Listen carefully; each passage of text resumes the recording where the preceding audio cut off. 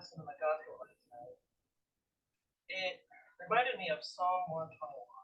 So, I will read it.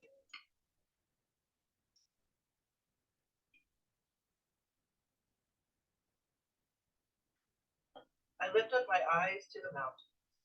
Where does my help come from? My help comes from the Lord, the maker of heaven and earth. He will not let your foot slip. He who watches over you will not slumber. Indeed, he who watches over Israel will neither slumber nor sleep. The Lord watches over you. The Lord is your shade at the right hand. The sun will not harm you by day, nor the moon by night. The Lord will keep you from all harm. He will watch over your life. The Lord will watch over your coming and going, both now and forevermore.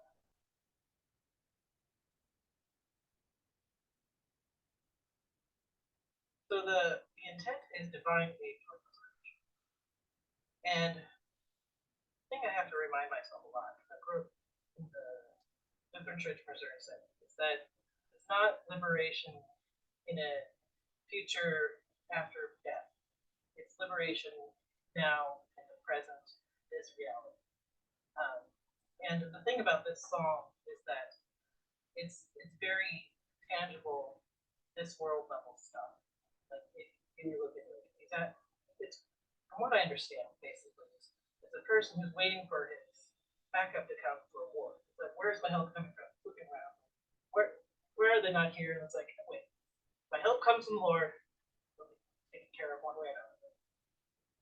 Yeah, and that's the sort of thing that I think is what this talk is talking about. I mean, most of us are not going to go to war. It's not quite that literal, but we have our own issues in life. For me, I overthink things a lot, and it gets in my way. And so, for me personally, divine aid for liberation, help from the Lord to stop overthinking. Yeah, it gets in my way. For you, it might be something completely different. Um, and the lesson when the speaker is asking the Lord three things. There are three things that I think can help everyone be aware.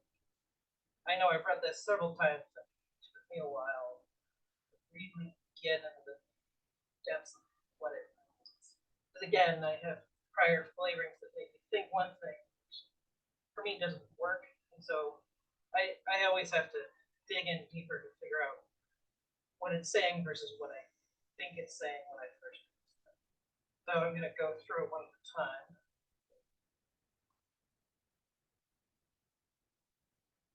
I asked him for mildness in which there is no rebellion. This one annoyed me when I first read it.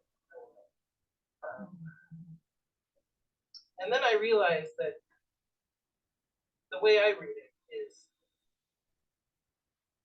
I have warring parts of myself that argue with itself. So it doesn't necessarily have to be literal rebellion. It can be rebellion against things that are good.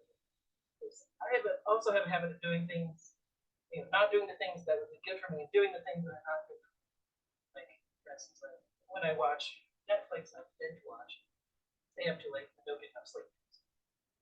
That's a kind of rebellion that I should stop doing because it actively harms my life a lot. And again, for you, it could literally anything. I'm just using examples of my own life. And then the second one is for a strong heart to bear both great and small. This one's kind of self-explanatory. It's one of those, you love yourself, you love other people. It's one of those as above, so below. You can't love God and not love people, and vice versa. You can, but it's really tricky, and so if you can do one, it helps to do both. I asked him for smooth paths to ascend and the whole place of life. This one also took me a while because I've read this one. Yeah, that's not really how life works generally. Things aren't always smooth. Sometimes it is, but it's just, a lot of times it's just not. And again, I realized even though it doesn't always happen, asking for things to work smoother than it is now. Not a bad thing. And there's also the fact that you can also represent it as being in your own mind. You know, in my case, the overthinking.